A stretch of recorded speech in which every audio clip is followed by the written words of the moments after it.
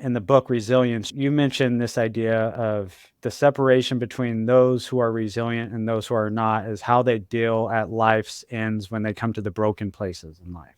Yeah. Or the challenging points in life. And those who are resilient, when they come to those broken places in life, they use that for earned wisdom. They use that to become better. So, from a practicality standpoint, those who are listening or watching, how does one start to build resilience? How does one even begin? They're like, okay, great. I want to be a resilient person, but I've been trying to do that for 10 years. How do I even start? Yeah. So the answer is yes. The answer is yes, start. That's how. And it sounds so simple, but the answer is in action. It doesn't have to be big. It doesn't have to be overwhelming. It doesn't have to be something that you do that fundamentally changes, your whole life in one day. It's not how life works. But you can make a decision today that you're going to do something better than you did yesterday. And that might be deciding that when you wake up, you're going to do 20 push-ups. Cool. That's a victory. Notch it. Boom. Done. Mm-hmm. I did something I didn't feel like doing, and I felt better afterwards. Great. I'm going to make a decision today that I'm actually going to read for 5 minutes. I'm going to read something healthy. I'm going to read something positive. I'm going to read it for 5 minutes.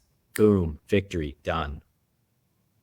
I'm going to make a decision today that I'm going to reach out to somebody who had a positive impact in my life, and I'm just going to send them a short text message. Hey, man, I was thinking about you today. I remember when you did X for me, you did Y for me, and I'm really grateful for it. Bang, boom. That's another victory. Mm-hmm. And you chalk them up, one after the other.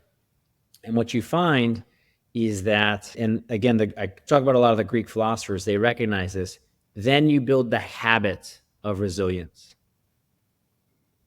You figure out how to do things that are hard.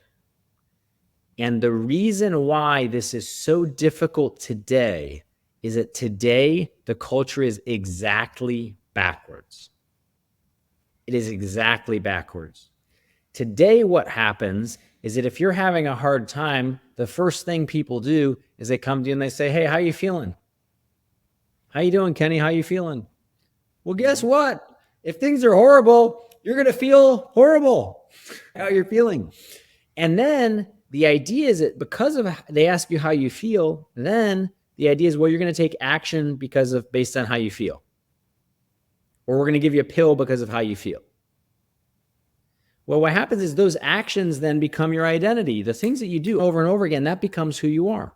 The Greeks thought of this exactly the opposite direction. The question was not, how do you feel? The question is, who are you? I'm a soldier. Cool. All right, you're a soldier? Boom. Well, then what do soldiers do?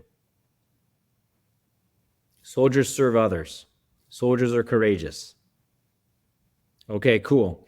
How are we going to do that today? Well, I'm going to do something that's hard. I'm going to do something for somebody else. And then what happens is you take those positive actions, and then guess what? You feel differently. So the culture that we're living in today makes it actually exceptionally hard for a lot of people to build this habit that I was just talking about. It's easy to say, yes, you start. That's how you start. You just do positive things. You start taking actions, and those actions build on top of each other. But we have to recognize one of the reasons it's hard to do and harder to do in our culture is that the big push is to ask people how they feel. And then if somebody says, well, I feel depressed, I feel sick, I feel in despair, I feel this. It's fine and good for someone who you love to acknowledge those feelings and let them know that they're heard, they're understood. But if you really love them, you don't want them to stay there. And what happens in today's world is that we give people excuses.